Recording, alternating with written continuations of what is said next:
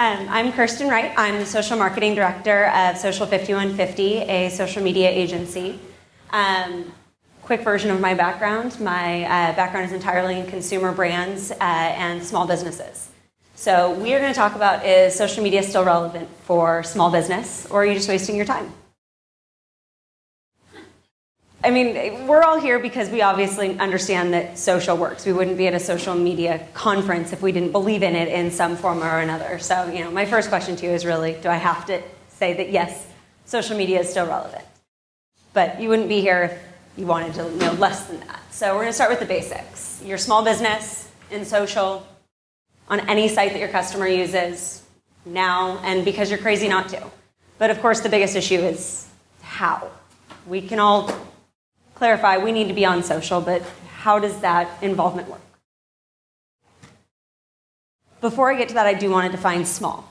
How many of you in here are single consultants or own your own company? Okay, how many of you would classify that you're part of a corporate company or a larger business? Okay, so what I want to start with is that I don't define small by number of employees. I don't define it by sales or by your industry. If you can look up and see a business larger than you or with a larger percentage of the market share, you are a small business. You are smaller than someone else. And so what I'm going to be talking about today will work for an individual consultant. It will work for a larger brand. Like I said, my background is in consumer products, so I am going to be talking more from that side. If you are a B2B business, I'm happy to answer some more in-depth questions when we get to the Q&A section, but everything that I am going to talk about will work for the B2B space as well. So what we're going to be going through today, how do we do social media? How is it still relevant? Well, with a complete social content mix, including free monitoring tools that can actually show what's working, adding in social etiquette to keep your brand above ground, and to grow your business through conversation. I'm going to give everybody a chance. If that's not what you expected from today, you're welcome to get up.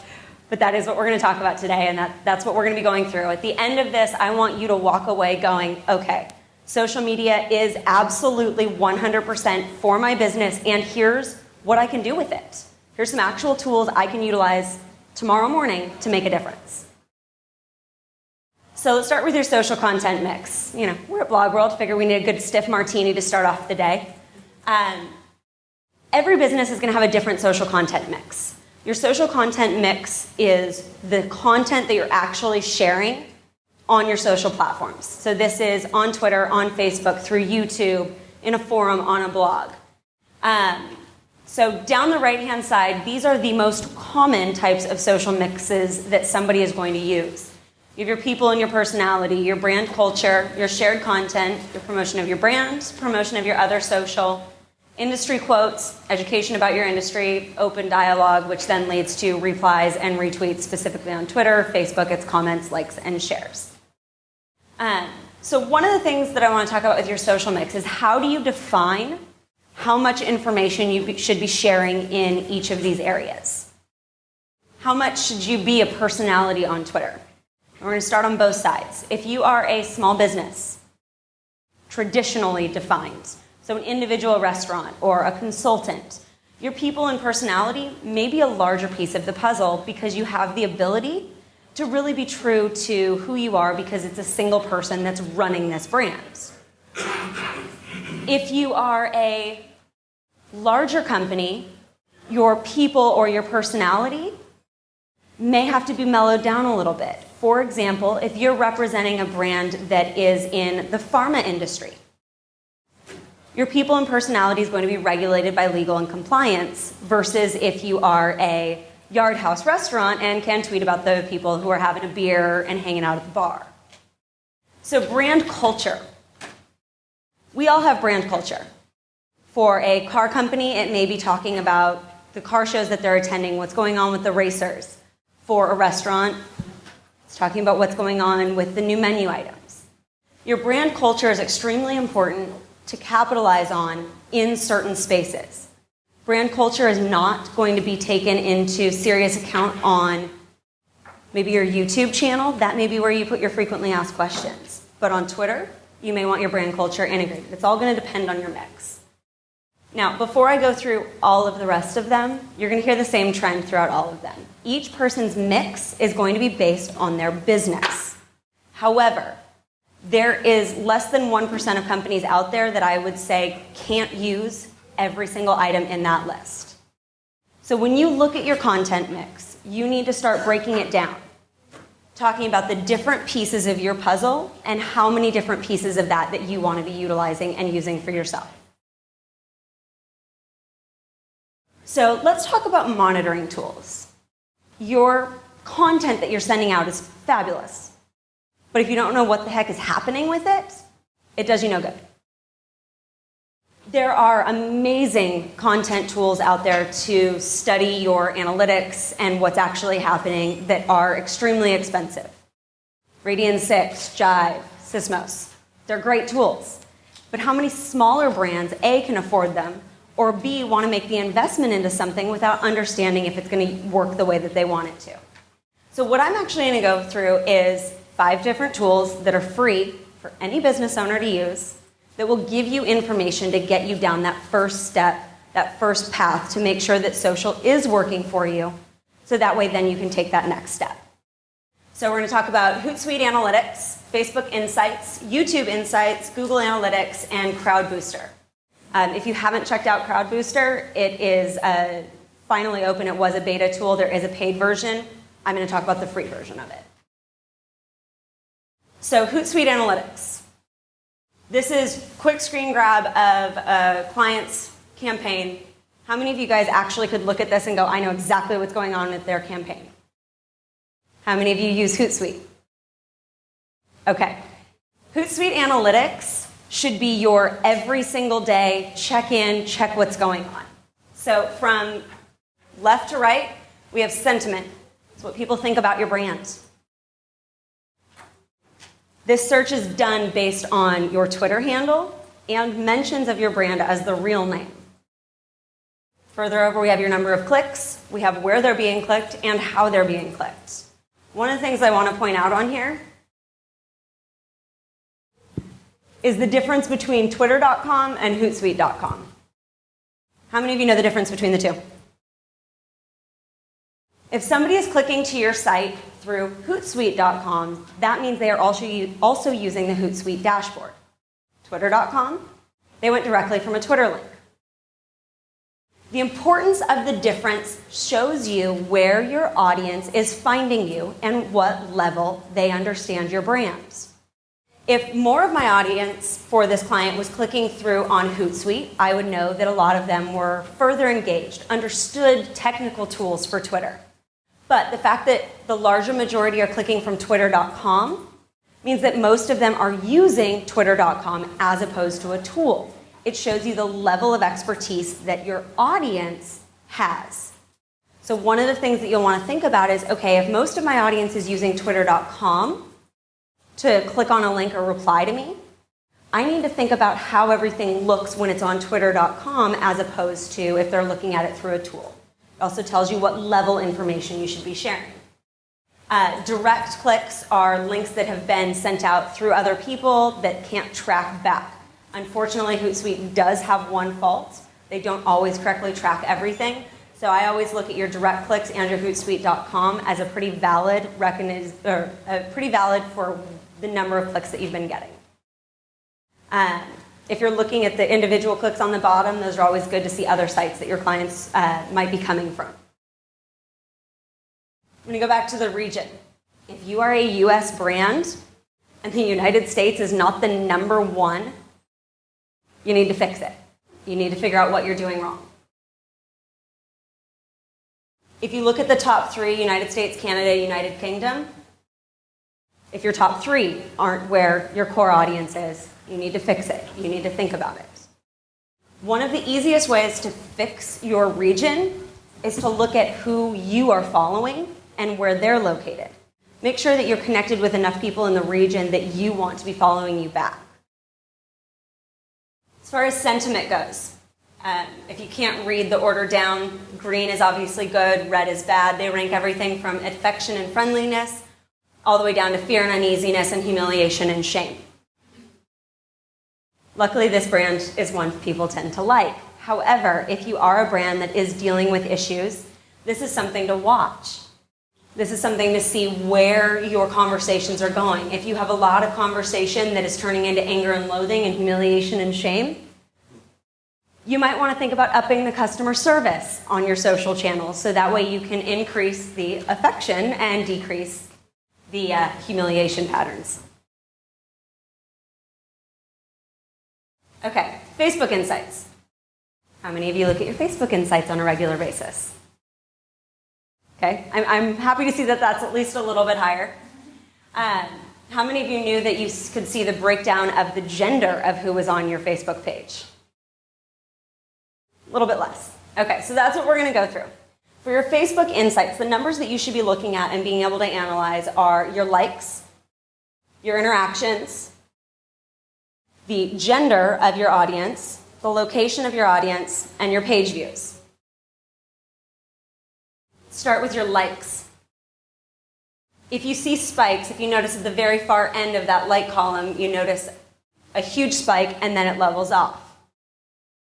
What that tells me is on that period of time with that spike, the client put something out that was extremely successful to garner a lot more likes.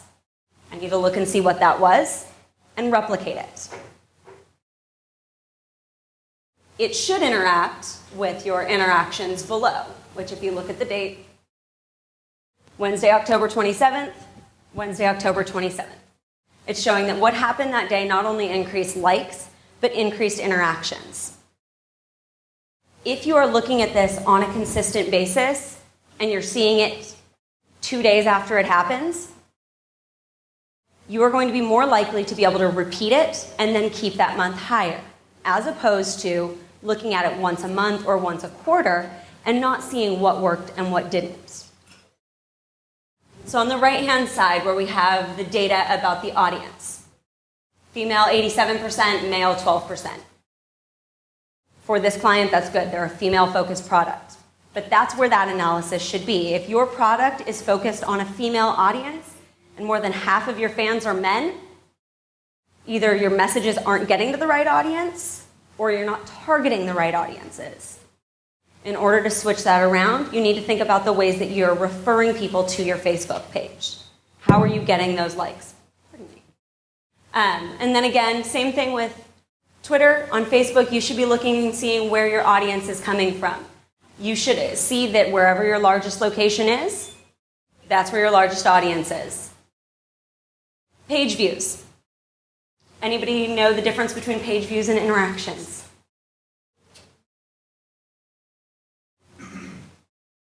Yeah? The interactions are comments. Okay. The fact that only one person, and maybe you just weren't willing to raise your hand, knew the difference, that's a key. You absolutely 100% need to understand the difference. Your interactions are actual comments and likes. Page views are people who saw your page either because they are a fan or because they saw it through a friend of theirs. Now, with the most recent shift in the timeline, the little bar that's sitting on the side of your Facebook page, brands are having a much larger opportunity for people to see their pages. Instead of your page getting buried underneath a news feed like it did 4 months ago, now as you're posting, it will sit in that timeline. So what happens is if you have a fan who then interacts with your page, all of their friends see what they've done. That's where you increase those page views. And again, that's one of the things that you want to watch for, is if you have huge spikes one day and huge drops another day, you need to look at the content that you put out specifically on that day to measure why you had the increase and why you had the decrease. Absolutely. It has shifted. If you are on your Facebook page, on the right-hand side, you'll notice it says admins. Then underneath it, there's 4 different links. And one of those is View Insights. You can also get to it from, if you're on edits for your page, you can go inside there. I'm happy to show you in person in a second. Yeah, I'm not getting as many searches. Wondering if you're paying for it? Nope, this is all free. It's all the free? Absolutely. Okay. If you can't get access to them or you can't see them, it just means you probably haven't clicked through all of the Insight tabs. Okay. So that's one of the things I am going to stay for about 10 minutes after because there are a few things I wanted to give everybody the chance I can show in person. So I'd be happy to click you guys through some of the pages to show you actually how to get to these analytics. So YouTube Insights. How many of you knew YouTube Insights looked like this? Wow. Not me. YouTube is one of the most powerful channels. It is the second search engine to Google. If you are not on YouTube, get on it. Seriously. Any brand can be on YouTube. If you have frequently asked questions on your website, turn them into frequently asked question videos. If people ask how to navigate something on your website, walk them through how to do it with a video. People relate to people really, really well. So let's go quickly through how YouTube Insights works because it's actually very unique. If you look at the very top right corner, you'll notice there's a lot of little bitty spikes. That actually will show you every single piece of data from when your YouTube page was founded. This one was founded April of last year, through when I took the screenshot of all of the data. You can move that little chart, and that will change all of the data that ends up showing below it. I captured a 3-month window, July 31st through October 31st, to pull this data in. You can also, very importantly, change your location. That's in the far upper right-hand corner. Might be a little hard to see. So you can change that data. So if you just want to see what's going on with your viewers from the US or from the UK, all you have to do is shift your location, and it will pull just that data for that region. So dropping down, we have the summary. You have your views. That's showing you the total number of views made on that day. And of course, you can see those individual spikes, which days you're going to have the most traffic. Now, on the right-hand side, where all of those blue spots are, normally those would be the links directly to your video. Unfortunately, I can't share those links, but to the right of them, it's going to show you the total percentage of those views and how much attention those videos get. Now, this is something interesting. If you look at the chart, the third video from the bottom only has 4.3% of the views, but has the most attention on that video. What that means is while there may not have been as many views on it, there was more conversation about it, and there was more likes on that video. Which can seem odd, right? You would assume the one that has the most attention would have the most views. It's completely untrue. There are a lot of times that you're going to find a video that gets more attention that has less views, and in that case, you want to think about re-promoting that video, because if it gets that much attention, it may just need to get into the hands of your audience a little bit longer. Dropping down again, the demographics. Male versus female ratio, and your age groups. I know they're really, really small. 13 to 17 is here.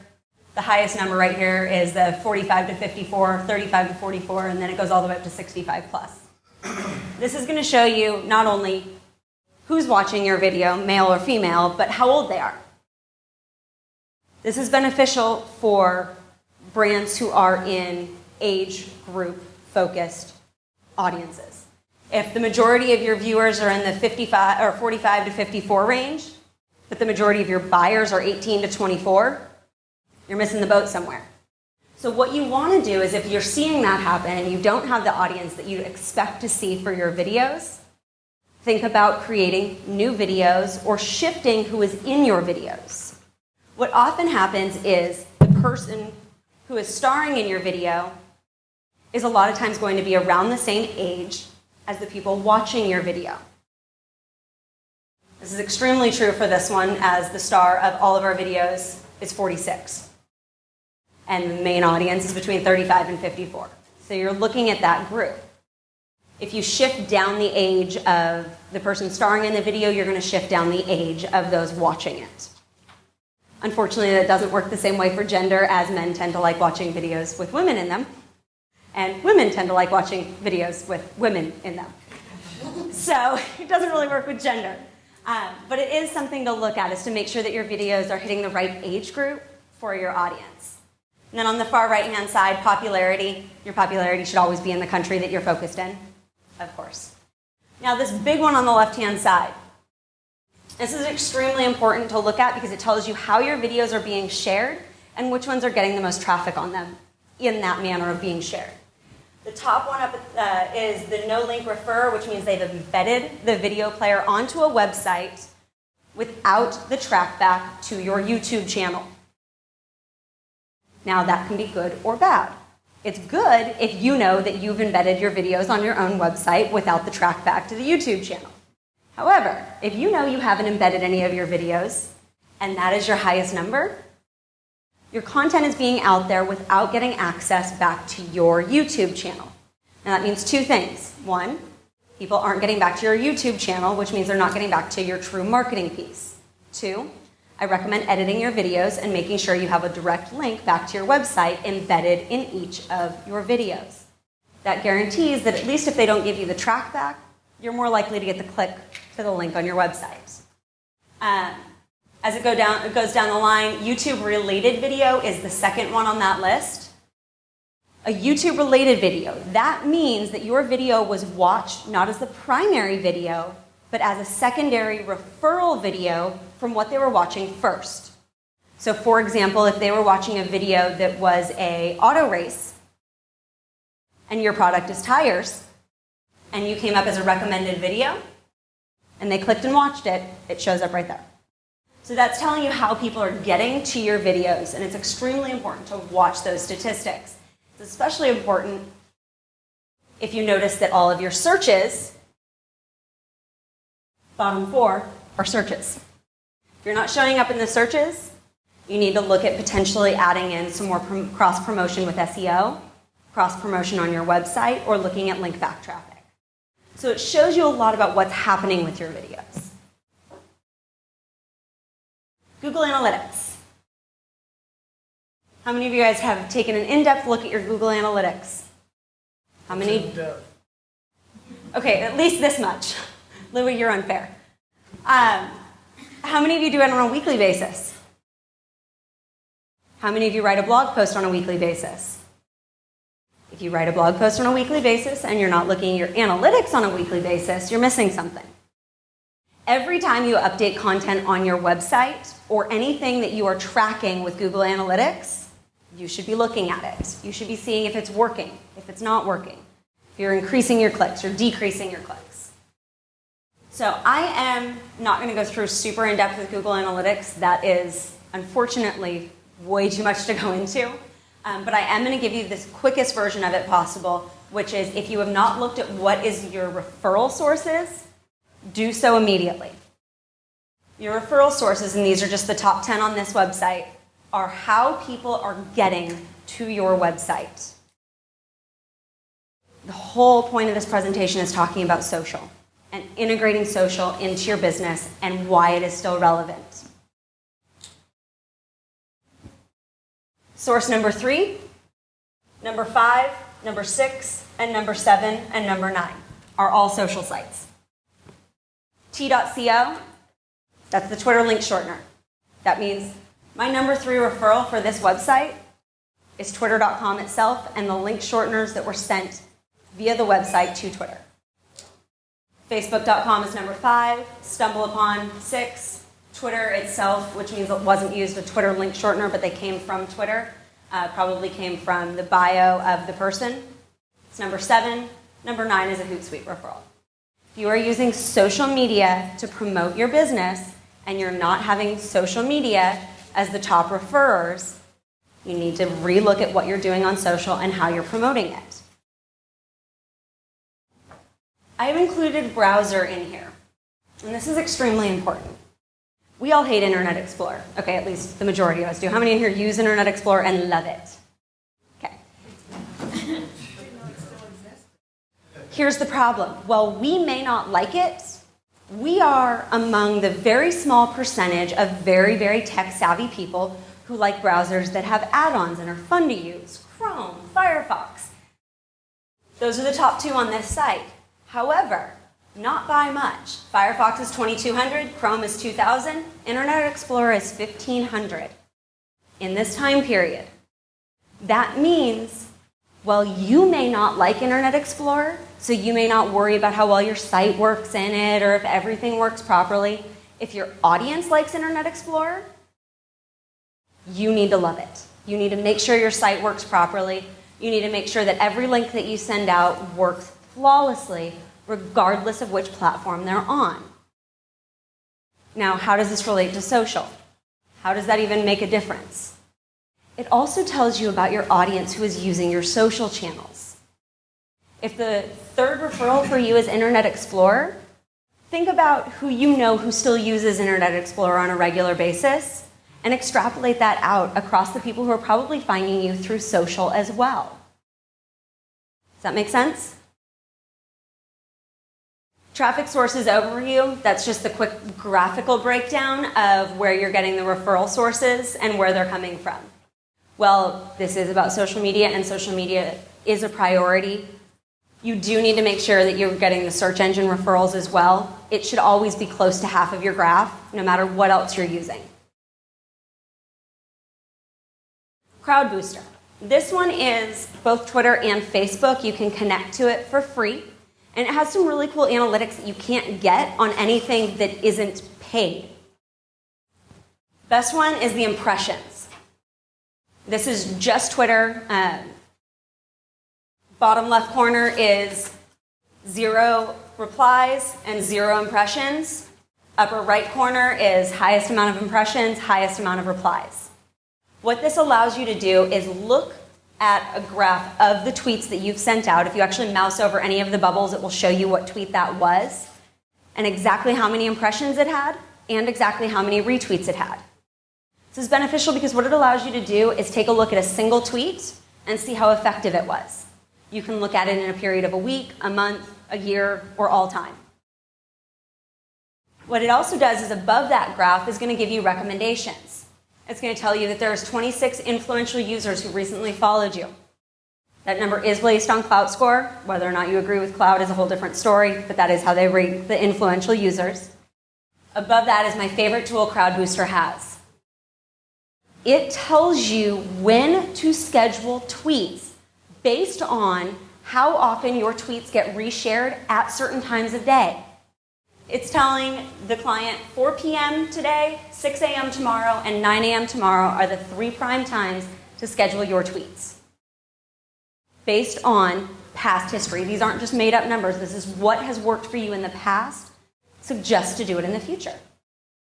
The left-hand side chart, Crowd Booster is the only one I have found so far that is a non-paid application that actually tracks your followers, retweets, tweets, and mentions significantly and correctly, which is the important key.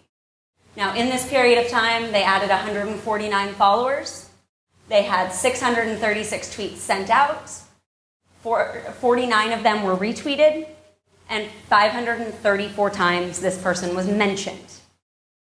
What that's doing is it's showing you that based on your tweets, you're getting almost as many mentions. Always a positive. It means you're getting a lot of people talking to you just about as much as time that you're sending out. Your retweets number, obviously the goal should always be to have that as a higher number. It means your content's being reshared. Now, if you're watching these numbers and you mouse over one of these tweets and you're seeing what's getting reshared, you're seeing how your followers are growing and on what days, it's going to allow you to track what's working, which tweet content is working positively, and what gets retweeted in what context. So now that you know how to read all your analytics, I want to talk a little bit about social etiquette. For most of us, we tend to be very polite in person.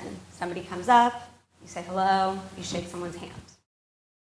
For some reason, the social space has let this slide. If you are a brand and you do that, your business will slide as well. Common sense on social media is not common. How many of you guys have seen somebody send out a message that they were obviously intoxicated, they weren't paying attention to what they were sending, or they sent it publicly when it meant to be a private message? Done all three. We've all done it. As an individual, you apologize, you delete it, you apologize again, and you move on. As a brand, this is where your strategy comes into place. You have to have a method for dealing with common sense fails. I guarantee They will happen, and you need to know how to deal with them. How many of you have been hacked on Twitter? It will happen to your brand. If you are a large enough brand, someone will hack you. You need to know how to deal with it. This is where the common sense comes into play. Understand that you're dealing with people. An apology is always going to be beneficial. Grammar and spelling are your friends. Simple. Whoops, sorry. Politeness is not a bad word. Replying to people is important. And rudeness is never tolerated. Common sense is not so common. That's the key point. Those 4 below it are the proof. So at the end of the day, we're on social media. Why? To grow our business. Social media, for customer service, you can handle your questions. You can respond to questions and you can deal with complaints. Sharing information and offers to specific network of people. You can absolutely plan when and to whom your content is going to. Increase of brand awareness. How many of you have learned more about a brand looking at their social channels than you ever did reading a Newswire PR press release? Increase your brand awareness. It is up to you to take this and turn it into more business. Create a presence on the sites where your customers are. Dedicate the appropriate resources to creating a solid strategy. Utilize the strategy tracking analytics to create real results, and do this all before your competition gets further ahead of you, because they're already starting. If you want to connect with me outside of here, my personal Twitter handle is @KirstenWright. My company is @Social5150, where I'm the social marketing director. You can also tweet me there. You can find us at facebook.com/social5150 or social5150.com/blog. And you can email me. I respond to my emails as often as I possibly can and as quickly as I can at kirstenw@social5150.com. I have about 8 or 9 minutes left, so if you guys have any questions, feel free to come up to the mic and ask them. And then I'm going to save the last couple of minutes. I will walk around, so if anybody has a question about how to get to the more in-depth analytics on the platforms, that I can show you guys how to do that. Yes? Now, you were saying about the questions and how to. I've heard some strategy where, okay, you have to ask the, putting up an image thing and stick. Is that effective? Since you're putting that on YouTube?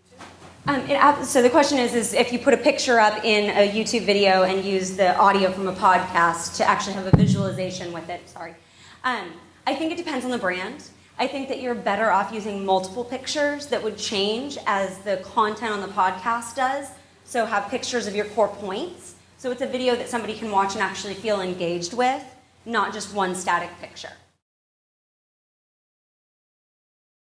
Yeah? People would get like lists, let's say, home goods stores or something. They want to, market to all these email addresses.